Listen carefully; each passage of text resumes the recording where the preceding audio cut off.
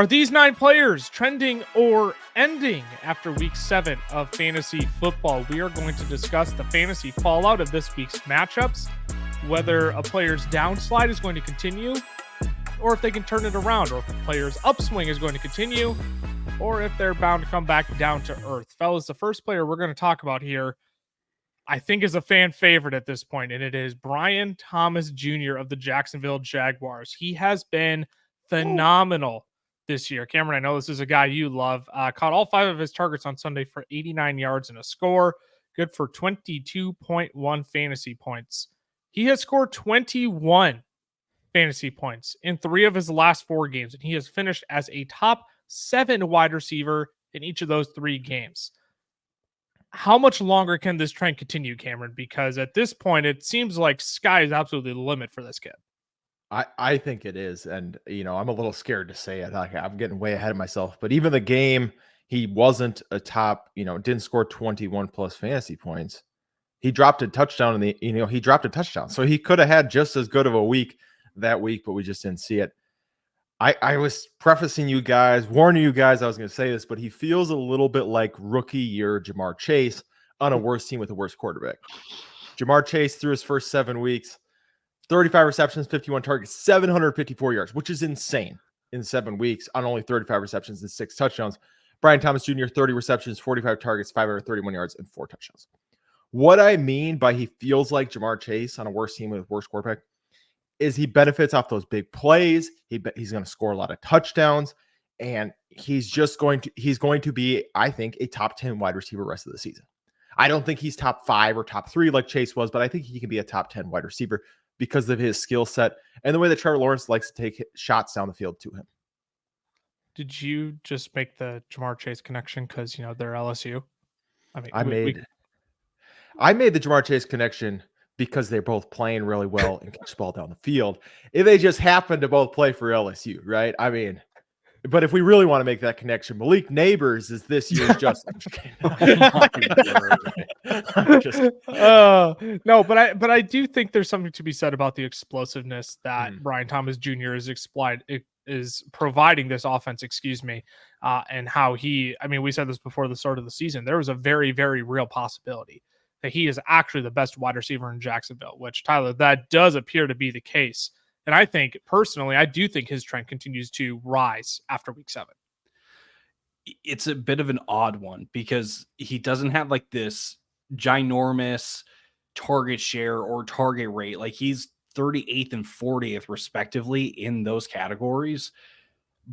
But again, because of the big play ability, and he's gotten multiple games with 8 or more targets. So it's not like he's not this massive target getter, but he's just got this big play potential that if it hits like it has in 3 of the last 4 weeks, you can't help but think like it's going to continue. That being said, it is kind of risky to keep banking on these big play touchdowns, to kind of ultimately save your week.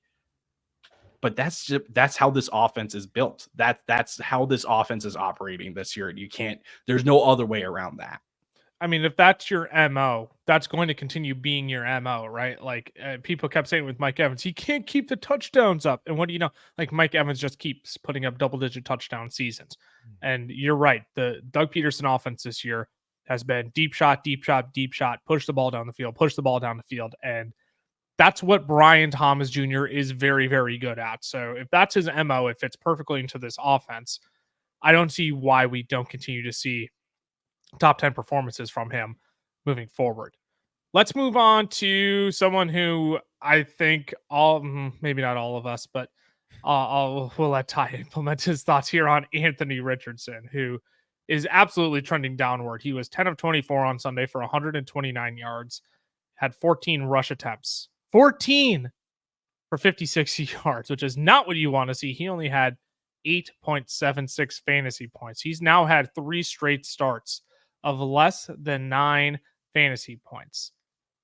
I'm going to be cruel. Ty, I want you to write your farewell letter to Anthony Richardson, because I know he was your guy coming into the season. I think it's time to let go, man. I'm here for you, but I think it's time to write your farewell letter. My pen ran out of ink. I cannot write said farewell letter. No, but the thing is, like, we're going to talk about another quarterback later, and my stance on that quarterback is you can drop him. You can absolutely drop Anthony Richardson at this point. Like, it's beyond inconsistent.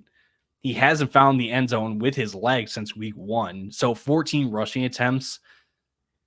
That's kind of what you were hoping at the beginning of the season. But again, when it's not producing anything outside of just, empty yards, when there's no passing production along with it, there's just no reason to roster. There's no reason to think at this point that things are going to turn around. Maybe they do. I don't know when it's going to happen, though, because you go Houston, Minnesota, Buffalo, the Jets, Lions.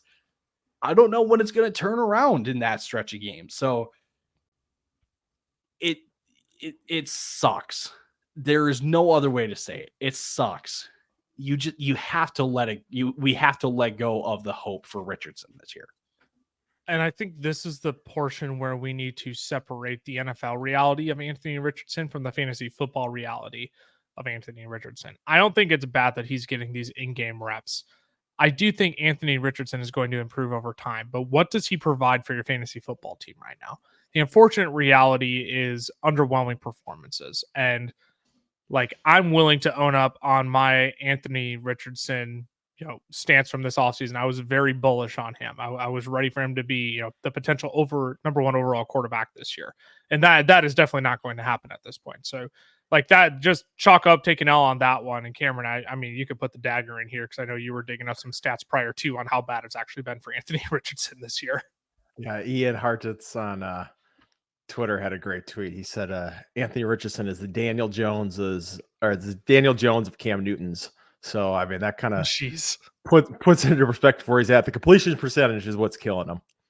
So the 4 worst quarterbacks who've started at least 2 games so far this season by completion percentage: Tyler Huntley at 59%, Jacoby Brissett 58%, Bryce Young at 56%, and then Anthony Richardson at 48%. He is not even completing 50% of his passes. He's completing less than 75% of his passes that are going between 1 and 9 yards from line of scrimmage, which is the worst in the NFL. Where he's the best quarterback in the NFL is 40 plus yards down the field. He has not had an incompletion if he throws the ball 40 plus yards. So he is truly an all or nothing quarterback right now, where if he chucks it up, it's getting caught. But yeah, he's honestly turned into what the fear was that Derrick Henry would be, where he needs to score a touchdown on the ground or he's worthless for the week, which is wild to say about a quarterback, but that's where Anthony Richardson is right now.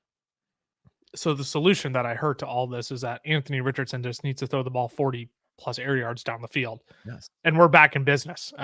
He's completing 100% of his passes every game. And imagine the fantasy points. No.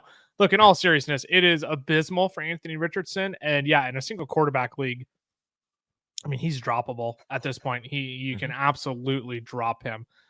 I want to say you can hold out hope, but if you're just fed up and you just want to get him off your lineup, like, go ahead, you can drop him. That's completely fine. So yeah, we're all concerned.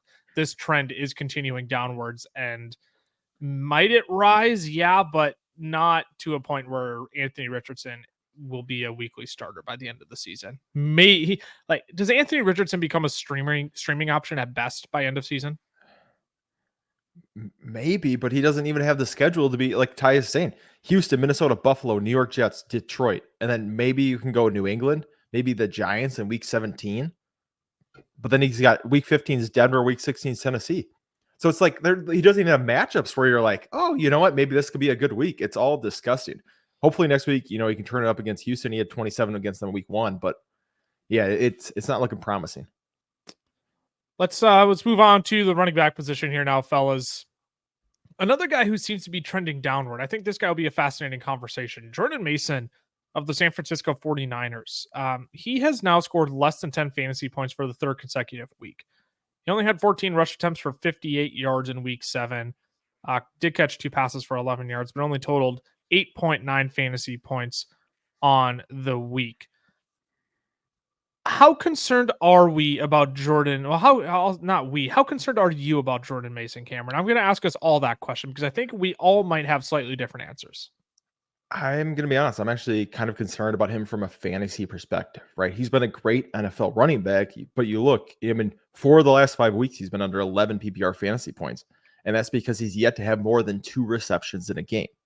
He just doesn't get receiving work at all. That's the issue. So if he doesn't score a touchdown, you're looking at probably single digit, fantasy points or less. They're saying Christian McCaffrey could return as early as week 10. Right now, obviously, we take that with a grain of salt because we were told he was going to play week 1, and now we're in week 10. We still, don't even know if he's practicing for sure. But with the Brandon Ayuk injury, they're more likely to kind of push up that timeline to make sure they make a playoff push. So I'm a little concerned from the fact that he just isn't putting up points, and I just don't know how much longer he's going to have this, bell cow role in this offense. The thing that I keep holding out optimism for is that he was on pace to have a monster game against Seattle. I mean, 73 rushing yards on 9 attempts? And then he leaves with a shoulder injury, tried to come back and ended up leaving again. Like, if he doesn't get hurt in that game, Jordan Mason might run for 150 yards. And I think for sure he would find the end zone in that game. So I think you look at the matchup with the Chiefs. The Chiefs have been one of the toughest teams to run on this year. So I'm not surprised that Jordan Mason had a disappointing week. It's just, what do you make of the trend and what do you make of the potential Christian McCaffrey return? Because Isaac Guerrero still really wasn't much of a factor to Jordan Mason this week. So Ty, where do you stand on the trending or ending for Jordan Mason? I lean towards, I think he'll bounce back, but there is that reality that, if Christian McCaffrey is actually back in 2 weeks, that's just killer for Jordan Mason's fantasy value, period. 1000%. I like, it's almost like the Ty Chandler of the San Francisco 49ers at that point when McCaffrey comes back, because that Mason's not going to get in on the passing downs when McCaffrey is active. Mason's going to be in for maybe, I'll give him like 7-8 carries a game to give McCaffrey a breather. So the bounce back is a very short-term thing. It's just this 1 week against Dallas, and then they're into the bye week. So, I think the answer to that question is really the answer to this question of just like, does McCaffrey come back in week 10? Right. Like that's really what it comes down to. So, because I'll say this too, because when you look at how the first 7 games of the year have gone so far for San Francisco, when they are up early or when they are within a score of a team, they are feeding Mason the ball, right? That's when we are seeing 20 plus carries. Over the last 3 weeks, he gets hurt against Seattle, but he was well on his way to getting that kind of workload again. They're behind against Kansas City, and against Arizona, Lord knows what happened against Arizona. But yeah, all that to say, for Jordan Mason, you kind of have to ride. You just have to ride out until it's no more. And it stinks that like you don't have a backup plan for when McCaffrey comes back. So it's not necessarily like, what do you would just have to go find another running back to play in place of Mason at that point. Yeah, and that's assuming that you aren't the Christian McCaffrey manager yourself. I do think there probably is a lot of correlation in leagues this year that because of CMC's calf injury coming into the season, a lot of teams went and drafted Mason in the last round just to make sure they had, his week 1 insurance policy. But yeah, Jordan Mason is one where he's a tough asset to get off your team right now because teams know it's a short-term investment and you're never going to get the proper return on him, assuming Jordan Mason continues to, if he does bounce back in the way or to the level that he had in the first few weeks of the season. My gosh, my brain is mush at this point. I also know my brain is mush because I totally forgot to talk to the 93% like 2 players ago. So if you've hung around, the first 15 minutes into the episode here, that means you probably enjoy the content that we put out here. So we would appreciate it if you considered subscribing. As of right now, 93% of the people who watch our videos aren't even subscribed. So we're going to change that. All right. If you're this far into the video, hit that subscribe button. He's doing a beautiful demonstration of how you hover your mouse over that button that says subscribe. And then you hit that button. And then you go over and you hit the notification bell as well, so you know when all of our newest episodes are out. Grateful to those of you all who have subscribed up to this point already. Really excited for the community we're building here over on YouTube. And shout out to those of you on the podcast feed too. We have a great appreciation for you. Fellas, we need to have a talk about Sam Laporta. We really do. It's starting to get concerning, man. Sam Laporta this last week only drew 2 targets and caught one of them for 25 yards. If you do the quick math on that, that's only 3.5 fantasy points. This is now his 5th straight game drawing less than 5 targets. And his season high is 5 targets back in week 1. I don't know how to ask this question because he's had a few spike weeks, but like, is it Jover for Sam Laporta? It's gross, that's for sure.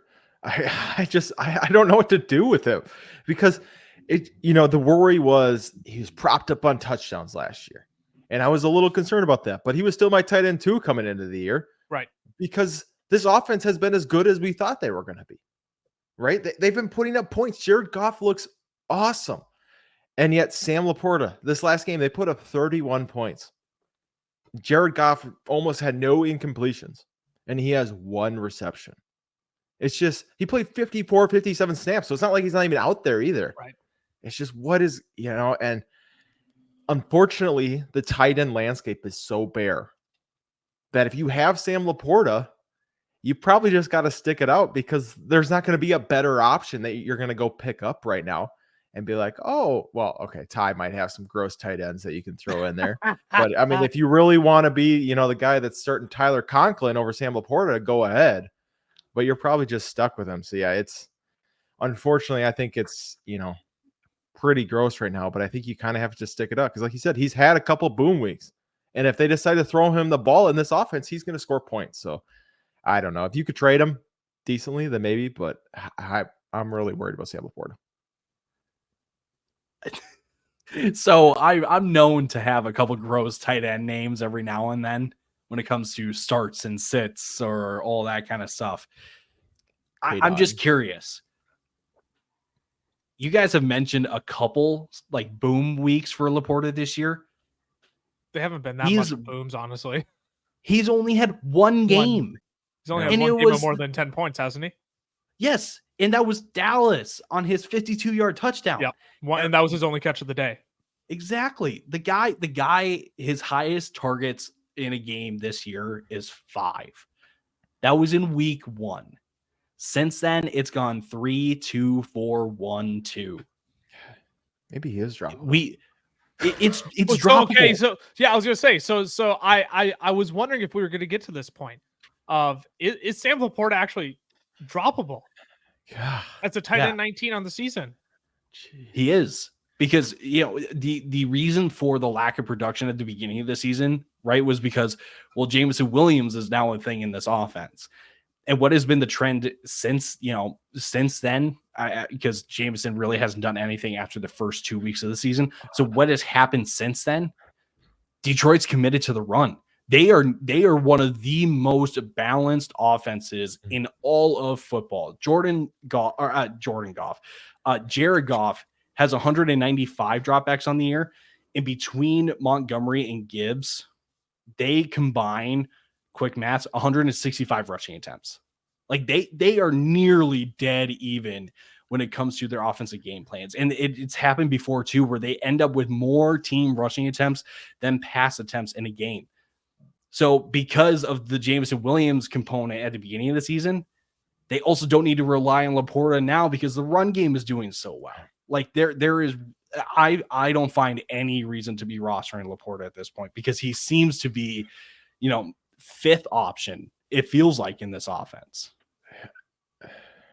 So Jared Goff has 74% completion percentage right now and 9.3 yards per attempt. Yeah. That leads the league in both, and we can't even get Laporta involved at all. I just want to read you real quick. Guys with the same amount or more receptions this season than Sam Laporta at the tight end position. Noah Gray, Chiga Okonkwo, Juwan Johnson, Eric All, Jordan Atkins, Mike Gesicki, and Javonte Sanders. Droppable. We're gonna go ahead and take a quick break because I need to go to the bathroom and vomit after hearing that list of names. We'll be back with more trending or ending players afterwards.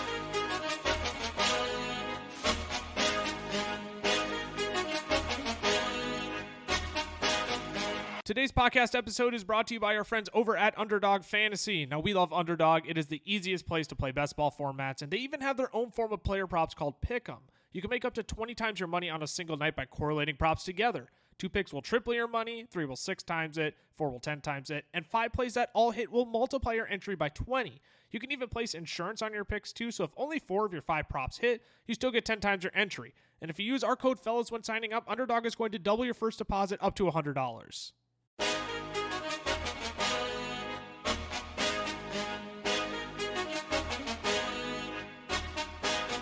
We are back. Discussed 4 players who are either trending or ending. Thus far, it has been a lot of negative. And Cameron, my gosh, just dropped the most gross stats of all time for Sam Laporta before the break. So we're going to swing the momentum back in the favor of trending, and it is David Njoku, tight end for the Cleveland Browns. He drew 14 targets this last week. He caught 10 of them for 82 yards and a score. Good for 23.6 fantasy points on the week. Last week versus Philadelphia, he had drawn 7 targets, and so we knew he would be more involved now that Amari Cooper was traded. But to this level, fellas, I mean, this is league-winning upside potential. So if you were patient with David Njoku while he missed time, it is starting to pay dividends now. And if we truly do get a pass funnel offense from a pass heavy offense, from the Cleveland Browns offense with Jameis Winston at the helm, I mean, this dude could break fantasy football at the end of the season if they're going to throw nonstop in his direction. Ty, where are you at with David Njoku? How high is the ceiling rest of the season? I don't think top 5 is that far of a stretch for. I would go further. You would go further. I would say the tight end 1 overall is within his range of outcomes rest of the season. Okay, so I think the bigger discussion here is how much better does this Cleveland offense get with Jameis under center? And I think a lot of people are going to think it's going to be similar to what we saw last year with Flacco. I don't think I could get that far, but it's certainly going to be better than what they have been, performing at. I say top 5 just to be a little safe, just to be a little cautious. But I also don't necessarily disagree that the path to being the tight end 1 overall is there for the guy. Your top 5 tight ends right now are George Kittle, Brock Bowers, Cole Kmet, Trey McBride, Tucker Kraft. Top 5 is easily within reach. To me, this is the ceiling to me is tight end 1 overall. I mean, he's going to be in there with Kittles and Kittle and Bowers. My gosh, my brain is so mush, y'all. Cameron, where are you at with David Njoku? Obviously, you don't want to see Jameis Winston fill in at quarterback in this capacity in the way that he's had to step up now, but in some ways it's going to be like a sigh of relief for what we have to watch from this Cleveland Browns offense every Sunday. Yeah, I'm gonna split down the middle and go top 3 between the two of you. I don't think he can contend with George Kittle right now with no Brandon Ayuk. I think George Kittle kind of has that locked up. Bowers is seeing unreal volume, so I'm gonna say he's got top 3 potential. But last year, after Deshaun Watson went down last year, he was the tight end 1 overall, 15.9 fantasy points per game in PPR. He was averaging 5.6 receptions, 9 targets, 65 yards, and half a touchdown a week. I mean, that's wide receiver numbers right there, right? You're talking about a solid wide receiver 2 that you can just throw into your tight end position every single week. He never had a week after Deshaun went down last season where he saw under 6 targets. He only had one game, or he only had 2 games where he saw under 8 targets in that stretch. So they're going to use him a lot. And now this year, there's no Amari Cooper. Amari Cooper had 130 targets last season. I don't think Cedric Tillman and Jerry Jeudy and Elijah Moore are going to be stealing that many targets from David Njoku. I think he's the focal point of the passing attack now. I would say real quick, Lucas. Yep. My one concern for Cleveland is now with Jameis under center, teams are going to prepare to just try to take away the run as much as possible, which just draws the defense forward, and that kind of takes up the space that Njoku could use to get all of these targets and stuff. That being said, I don't want to be like he's going to get there in garbage time and all those kind of things on a week-to-week basis. But just from the standpoint of like, who else is Jameis going to throw to? Correct. Like that is the only reason for why Njoku could be a top 3 or even the tight end 1 overall. Jerry Jeudy season. Let's go. Been waiting on this for 5 years now. Man, Let's go. Bring that one to the comedy club, man. You might compete with the Joker on that one. Good job, buddy. Attaboy. I think I do agree with your perspective, Cameron, of like you do have George Kittle without Brandon Ayuk now, who again could easily be the tight end 1 overall this year. You have Brock Bowers, who's getting unreal volume. I see these. I think the Cleveland Browns offense with Jameis under center might be better than what the Raiders are putting out on the football field. TBD on that's yet to be seen, but like I see Njoku and Bowers very similarly, where it's gonna be a crap ton of volume. I don't know if either of them are ever going to put up more than 75 yards in the game, but if they're each catching 10 balls a game and giving you 70 yards, and if they find the end zone, well, that's the quickest way to 17, 18, 19 fantasy points in the world. So I think the tight end 1 overall is within reach for David Njoku if things go 100% right for this Cleveland Browns offense. But I'm with you. I mean, as of right now, it's George Kittle, Brock Bowers, and David Njoku for me rest of season. And you can debate whoever you want after that. But those are the guys who I think are going to clearly get the most volume rest of the way, who have been and 2 of the 3 outside of Njoku have been the most reliable for fantasy football this year. Let's talk about a guy in the same game as David Njoku last week. Next, fellas, it is T. Higgins of the Cincinnati Bengals. He has now had 75 plus receiving yards in 3 straight games, and he has been the wide receiver 7 or better in 2 of his last 3 games. That is, of course, pending Monday Night Football, as we're recording before Monday Night Football on October 21st. Ty, T. Higgins was one of your favorite guys prior to the season. You got to love to see that he's producing out on the field now. Is he going to continue trending, or are we expecting him to come back down to earth a little bit and see a Jamar Chase resurgence? I think what we've been seeing is going to continue. I think what the trend right now for T. Higgins is the fact that he is leading the team in targets and receptions when he's active this year. That being said, Jamar Chase, again, is going to continue to steal the spotlight, the headlines, because he makes all the big, flashy, after the catch, big plays. But again, T. Higgins, it's a bit of a new role for him where he's being utilized over the middle more often than he has in his previous seasons. Lower ADOT as well. So he's getting these kind of opportunities. I don't want to say near the line of scrimmage, but he's kind of the go-to guy for Joe Burrow if he needs a completion. Jamar Chase is the big guy, is the big play kind of guy that they can get out into space. So I think this trend is going to continue. I think this Cincinnati offense has kind of found their groove a little bit. And subsequently, T. Higgins has kind of found this niche role of just kind of being Burrow's guy when he needs a completion. So I say a Jamar Chase resurgence, and I didn't realize that Jamar Chase is actually, as it stands right now, the wide receiver 9 on the week. You see 5 receptions for 55 yards, but you toss a touchdown in there. Yeah, that's 17 and a half fantasy points. I'm just so accustomed to how many big boom plays of the week that get, that only gets you to like wide receiver 15 production normally. But that is a top 12 play right now. And so Jamar Chase has actually been a top 10 wide receiver, again, pending Monday Night Football, in 4 of his last 5 games, which is absurd. So the fact that T. Higgins is doing this alongside of Jamar Chase as well, I think you're right, Ty. I think it's wheels up on the Cincinnati Bengals passing attack, because that's what's thriving right now. And Cameron, I would think you agree with that. Yeah, I do. He, we were talking, like you're talking about Jamar Chase. He's kind of coming back to what we saw his rookie season, seeing almost 16 yards per reception, those big plays coming again. A lot of that has to do with Joe Burrow looks really good out there again.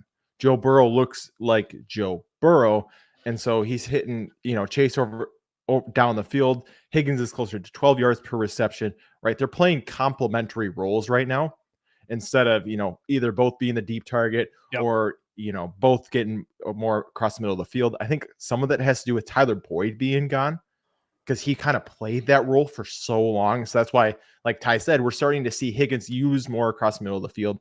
So I think they can both coexist. I think Chase can still finish as the wide receiver 1 and overall, and Higgins could still have a top 12 season on the year as long as Joe Burrow can continue to play how he's been playing. Yeah, I 100% agree. I think this is the ideal. I shouldn't say the ideal Cincinnati Bengals offense. This is the ideal Cincinnati Bengals passing attack for fantasy football, where you see Jamar Chase and T. Higgins, like you said, Cameron, playing those complementary roles, each getting the volume and each finding the end zone as well. Like, we're not getting Tyler Boyd mixed in every once in a while. We're not getting much of Andre Yoshivas anymore. We're not getting, these random tight end weeks from Mike Gesicki or Eric All Jr. I mean, it is Jamar Chase and T. Higgins who are dominating the wide receiver share right now, who are dominating this passing attack. And that's just scary when this Bengals offense is clicking on all cylinders in the passing attack. So, yeah, I think this trend continues going forward for T. Higgins. I think you can rely on him as a, definitely high-end wide receiver too. And I think in great matchups, you can bank on him as a borderline wide receiver 1. So very excited for what T. Higgins has to offer rest of season. Let's go back to the quarterback position though, fellas. Tyler, I know you have some strong takes on Patrick Mahomes here. It has not been great for Patrick Mahomes. 16-27 for 164 yards this last week. Had 5 rush attempts for 39 yards in the score, which kind of salvaged his week for 14.06, fantasy points. He has yet to finish higher than the quarterback 14 on a given week this year, and now has 2 straight games without a passing touchdown. Obviously, when you don't, this sounds so stupid to say. Obviously, when you don't have, when your weapons are depleted, like Patrick Mahomes, it's difficult. Yet at the same time, we look at it and people were touting up Xavier Worthy. You still have Travis Kelce. But the problem is that Xavier Worthy is such a niche player. As I've said in the past, he is, watch me go fast, straight line, zoom. And Travis Kelce is not the same Travis Kelce anymore. So again, I know Ty has strong thoughts, but Cameron, I'm going to start with you first to make the people wait for Ty's strong thoughts. Where are you at with Patrick Mahomes? Because to me, the trend is continuing downwards. I just don't know when we're going to have a top 12 finish in our sights again. Yeah, he's a guy that I would look to trade if you can, because I think the name value is enough that somebody's going to bite, right? I'm not saying you're trading him for like a Lamar Jackson. I'm not even saying try to trade him for another quarterback. I'm saying like maybe you could trade him for like a low end RB2, maybe even middling running back 3 at this point, right? That's where I'm looking. Like maybe you could get Ramondre Stevenson for Patrick Mahomes. That's the level we're at right now with him, because it's just been gross. If we had any other quarterback, other than Mahomes, who had 6 touchdowns and 8 interceptions on the season, with and he is not even top 15 in passing yards, we wouldn't even be considering keeping him on our team right now. He would be in the Andy Dalton-esque, range. And I'll let Ty talk about, some of these guys who are around him fantasy-wise, because I don't want to take away his thunder, but it's a gross list. It is absolutely disgusting. So the thing with the Kansas City Chiefs, too, is now that they don't have Rashee Rice around, don't have Hollywood Brown, after bringing him in, he didn't even get to play, which is just unfortunate. This Chiefs offense has returned to its identity, and we'll talk the identity from last year. We'll talk a little bit more about that in a bit, but let's keep it focused here on Patrick Mahomes, Ty. Bring the hammer down here, because I mean, I'm skeptical to go as far as your thoughts and stances on Mahomes, but I'm also not going to be oblivious and say he isn't going to continue, on this downward trend. I said he was a sit when I was talking about Richardson, because I just don't think Mahomes, the most consistent finish for him this year is 14 points a game. He's done that 3 times, I think it is, this year. Gosh, this makes me happy for some weird reason, but there is a quarterback in the same division as him that is averaging more per game than Mahomes this year. If you guys want to take a guess at who it is, it's Bo Nix. You're sick. You're so sick. It's Bo Nix. Bo Nix is averaging more per game than Mahomes is this year. And over the last 3 weeks, you ready for this? Over the last 3 weeks, Trevor Lawrence is averaging more than Mahomes. Aaron Rodgers is averaging more than Mahomes this year. Drake May is just 0.2 points per game behind Mahomes. Hey, shout out Drake May, though. Actually looked really good thus far. His first 2 starts, he's looked fairly good. Shout out Drake May.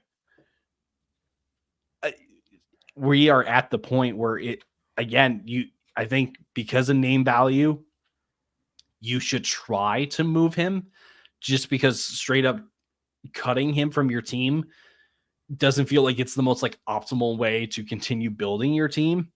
But at the same time, like, because of all the depleted, weapons that he's got right now, right? Juju's going to be out next week.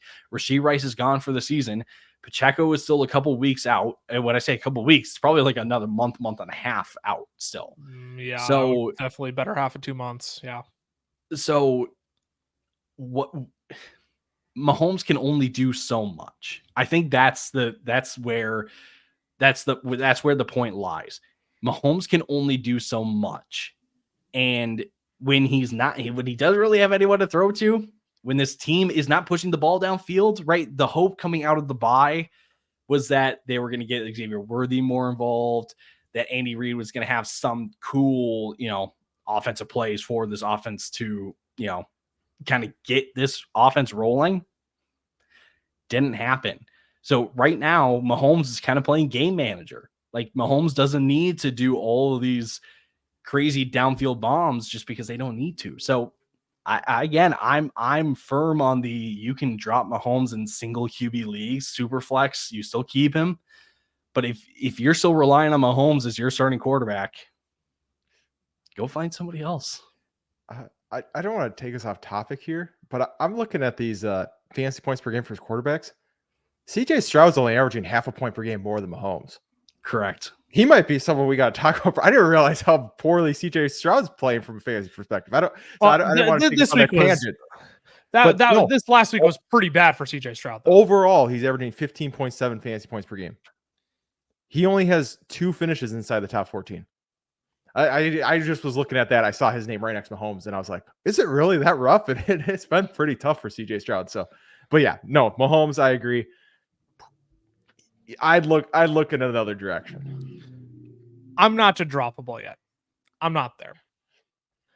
The guy's the quarterback. The guy's the quarterback 15 on the season. If you're telling me to drop him, I am all of a sudden resorting to streaming options. And when I'm looking at the streaming options, maybe I'm the sucker who is still in on Patrick. I wouldn't go out and trade for Patrick Mahomes, but when you're telling me to drop Patrick Mahomes, I am resorting to someone that I can stream, which is fine. But then it becomes entirely matchup dependent. I'm playing a totally different game if I have to beat my league mates on the waiver wire. Why would I not keep Patrick Mahomes on my bench? And if I don't like the matchup, I'll go stream someone else who has a phenomenal matchup. Like if a Baker Mayfield is somehow, he won't be sitting on the waiver. That's a very bad example. Like Drake May. Let's use the Drake May example. Let's say Drake May gets another matchup like the Jaguars. Like that's one where I'm not going to go out and drop Patrick Mahomes for Drake May. Would you do that? I probably not, but here's what we'll do. That's my whole thing with Mahomes is that I don't think he's droppable because the ceiling is if things go right, if the Kansas City Chiefs return to this identity where they're willing to try and take the top off of too high shell coverage, we're back in business. The problem is that's not the team they want to be right now. I don't see them doing it either though with their schedule. Right. So then this is the grand debate, right? Is how do you navigate that when Mahomes is still giving you quarterback 14 finishes when it's like you're 2 spots away from being a weekly starter. So real quick, just to end this, we're going to do a name game. I'm going to host this because I don't want anything to do with this. You guys know where I stand on these. These are going to be such gross names. Oh my God. Oh, I know. So we're going to start with a softball. Okay. Anthony Richardson or Mahomes. Mahomes. Is it a softball though? That's a softball for me. We want to talk about upside. We want to talk about who has upside right now. It's Anthony Richardson has upside. You want to talk about the floor though? You want to talk about the floor? Give me the floor in this game. It's probably Mahomes, but I don't know if that's a softball. I'm going to be honest. Okay. The next 3 guys are all rostered in under 54% of leagues on ESPN. Okay. Right. Gardner Minshew, yes. Aiden O'Connell with the broken thumb. Yeah, please. Right. Geno Smith. I got to go, Geno. I don't even think that was close. I don't think that's even remotely close. You could say Geno, Lucas. It's fine. No, I know. This is one where I need to externally process my thoughts. Geno being on one of the most pass-heavy offenses in the league makes me want to say Geno there, simply for the case that I think the volume would win out over Mahomes. Correct. The most pass-heavy offense. Correct. Yeah, right. Correct. Next, Sam Darnold. Oh man. Give me Sammy D. I'm still taking Mahomes over Sammy D. Sam Darnold's schedule is the Rams, Indy, Jacksonville, and then he goes Tennessee, Chicago, but then Arizona, Atlanta. I'm taking Sammy Darnold. The new Sammy ball game. What happens when Aaron Jones gets 20 rush attempts against those teams? Because those are all crap run. But here's the thing. Sam Darnold can still throw for 181, but 4 touchdowns like he did against Houston. Yeah. That's what you're depending on, though. Then is the he's got 4 top 10 finishes. Darnold's got 4 top 10 finishes. You can bully me into taking Sam Darnold. That's one where. So okay. So normally I don't want to be the biased Minnesota Vikings fan, but I'm going to let my bias seep in here a little bit. I'm waiting for this Vikings team to just mentally collapse. They do it every year. We have a cakewalk schedule coming up where we should win all 4 of those games coming up. I'm waiting for the team to drop 2 of them. 14-3. So sorry for my hometown pessimism seeping in here. That's admittedly what's driving me towards Mahomes, but you're right. The logical answer probably is Sam Darnold here. Okay, last name, and then we'll move on to the last 2 guys. No, Mahomes over Bo Nix. We're moving on. No, Tua coming off of the concussion. Ooh, I gotta go. You gotta go Tua. You gotta go Tua. That wide receiver rooms aren't even close. I'm gonna be honest. I played the 5th on that one. Last one for you. I know, but no, I Derek Carr.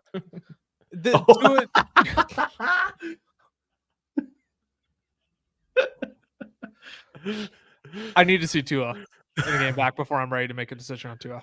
Oh my goodness. I need to see Tua in a game back. That's the only reason why I played the 5th on that one. Oh, one more. Here we go. Caleb Williams or Patrick Mahomes? Caleb Williams. Do it. The new Pat Mahomes. No, I'm not trusting Shane Waldron. Quarterback 6, quarterback 1 last 2 weeks because Washington, Arizona, and New England next 3 games. I don't want to trust Caleb Williams. I don't want to trust Shane Waldron. I don't. You sure about that? Yeah, I'm sure. I am sure about that. I mean, we can go ahead and take 3-4 game sample sizes here and just expect that to be the rest of the season. I don't think that's the right thing to do when we play fantasy football here. Ideally for me, Mahomes is the guy, like in a single quarterback league, Mahomes is the only guy I'm willing to roster 2 quarterbacks with. Normally I am like anti-rostering 2 quarterbacks. Mahomes is the one guy that I'm not ready to drop until he like absolutely 100% gives me the reason to drop him. He's in that middling tier for me where I'm not ready to drop him yet. But if you pick up a Sammy D who's on your waiver wire, if you pick up a Caleb Williams on your waiver wire, this is the only quarterback right now I'm willing to roster with another quarterback on my team. Otherwise, I think it's normally a waste of a roster space. But for a guy like Mahomes who's like teetering on the oblivion, that's how I'm going to handle it. So what do you do then when Sam Darnold outscores Patrick Mahomes 3 weeks in a row? Then what are you going to do? So start Sam Darnold for the 4th week in a row. Right. But then at that point, it's not a matter of do you drop Mahomes or do you not? Do you start him? Like there are matchups there where you can play Sam Darnold. I am not going out and counting Patrick Mahomes one for one of these guys. That's the point I'm trying to make here. I'm not ready to drop Mahomes 1 for 1. I understand. Yes, Lucas just doesn't want you to win your leagues. I guess that's the takeaway here. Oh my god. No way. Man. Jab, haymaker. I'm Tug. I was keynote speaker at a conference this week. I don't have the mental capacity to fight you on this right now. Let's move away from this quarterback to two absolutely disgusting running backs. Yeah, right. I mean, this is really cheer us up to talk about these guys. Golly, this is the point you tune out of the episode because man, now it's like all downhill from here after that. Before we do though, make sure you hop in over in our Discord. If you're like us and you're like debating what in the world you do with Patrick Mahomes, you can go ahead and have our community help you out there. Start sit questions, wait for wire questions, drop questions, whatever you have. You can put it over in our Discord. We're 3,600 strong over there. You can find that link down in the description of the podcast or YouTube video that you are watching. Next player here, fellas. I mentioned the Chiefs are returning to a much more run-centric identity because Kareem Hunt over the last 2 weeks now, his last 2 games, he has had 22 rush attempts and 27 rush attempts.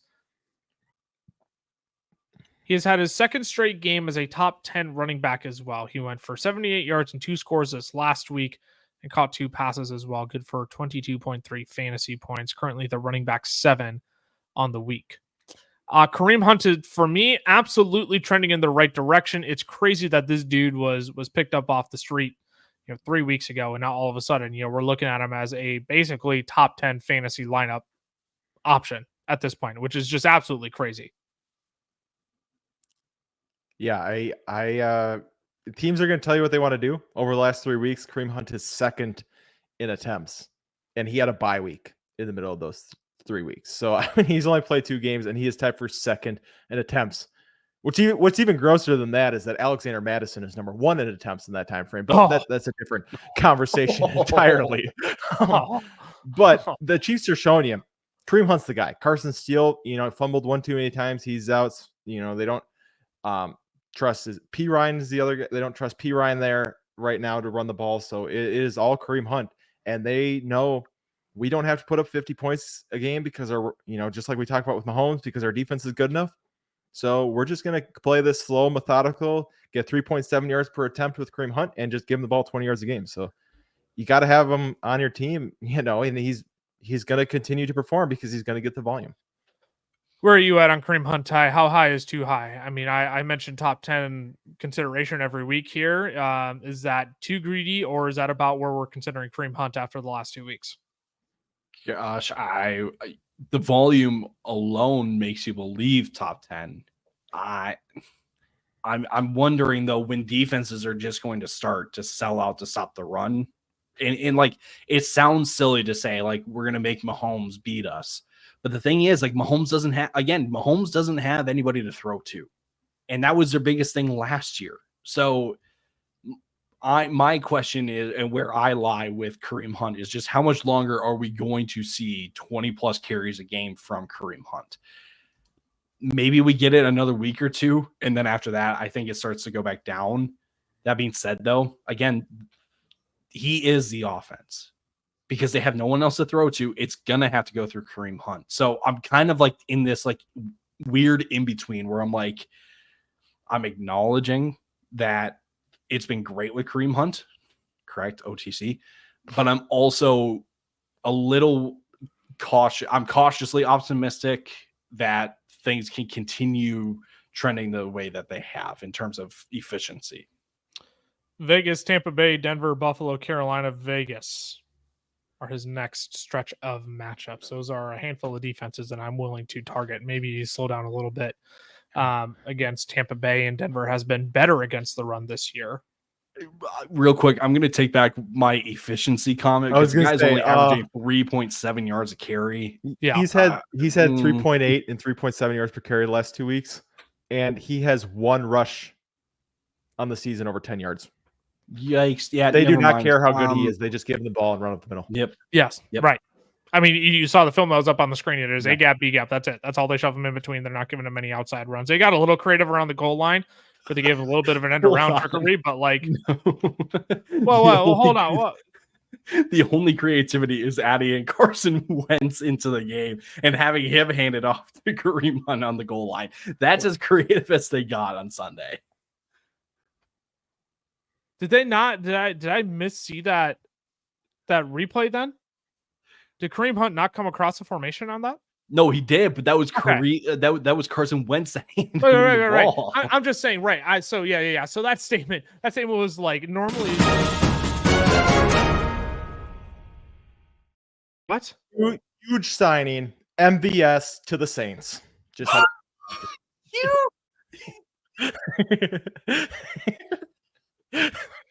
Are you serious? huge signing. Call me Adam Schefter. I mean, I just but I don't even want to talk Brutal. about Harris. Like, I just want to cut the episode off here. you wanted to leave him. Only thing I'll add on Kareem Hunt, he's played 3 games this year. He's currently the running back 37 and half PPR formats. He only has 1 less point than Travis Etienne and 9 more points than Rashad White on the season. Oh Gross. no. Gross. No. That's where we're at with Kareem Hunt. He's played 3 Gross. games and he is like on track to beat some of these, second, third round guys you were spending picks on. So Yep, he is for me, he is definitely a top 10 consideration rest of the season. All right. How much do we want to talk about Najee Harris here? Because it has been a positive trend upwards for him. 21 attempts for 102 yards and a score this last week. This is now his second straight game with 100 plus rushing yards.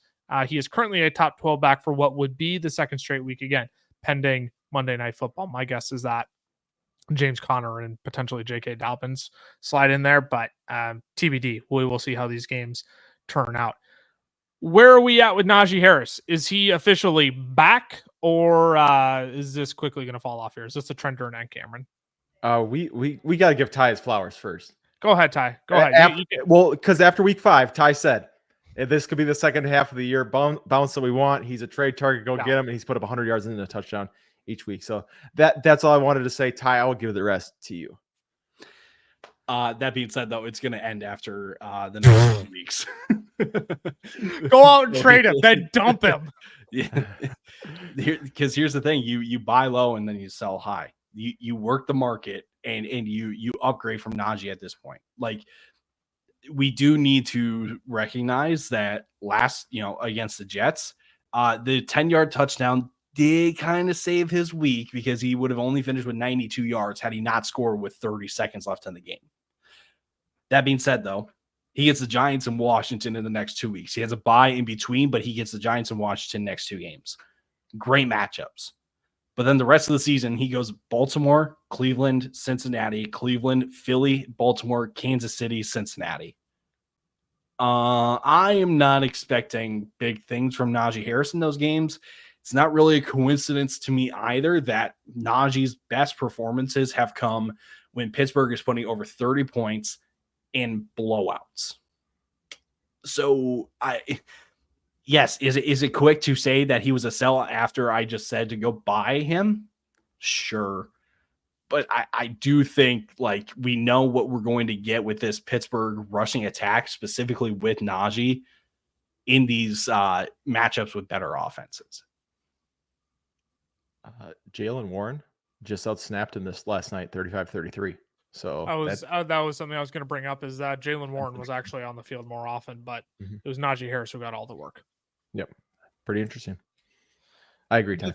But the thing with Najee is that you go ahead and trade him now, because the closer you get to his bye week, the more untradeable he becomes, and teams will be looking then after the bye and see that schedule coming up, and it will be tough sledding. So you might have to bite the bullet and go out and sell him now, and he'll give you another week and a half of good performances here. But I would much rather do that, because once you get to week 9, teams are going to see that buy coming up. They're not going to want to buy in as much. They won't be willing to pay as much. So I do think this is the week you go out and sell Najee. If he has 2 more great games against, before his bye week, then so be it. But you at least got the highest amount possible on your return for Najee Harris there. So I don't hate that strategy of buying the dip and playing him, and then going out and selling him. I just yeah, I just don't think this is going to be a strong end to the season as we've seen in past years. I don't think the matchups are there for him to repeat that as potentially anticipated. So we're going to close it out there, fellas. Heck of an episode, a lot going on, a lot of debate, a lot of maybe pointless laughs, pointless announcements. What? That breaking news. Who are you talking about? That was so unnecessary. Who you calling pointless? But it was worth it. Make sure you subscribe, turn on those notifications so you know when all of our newest episodes are up. If you want to come laugh along with us every single week. Ty and Cam will be back tomorrow with the trade video. We'll be back on Thursday with 24 different players, whether you should start or sit them and how they'll impact your week 8 outcome. You can follow us on the socials as well. I am at Lucas Wenzel over on Twitter, Camlaw FFF for Cameron, Tyler_Plath for Tyler. Make sure you follow those socials as well. FFL is on Twitter, the DFFL is on Instagram, Fantasy Football Fellas on Facebook and TikTok. Make sure y'all tune in tomorrow. Get ready for week 8 with some trades. We will see you all then. Deuces. Deuces.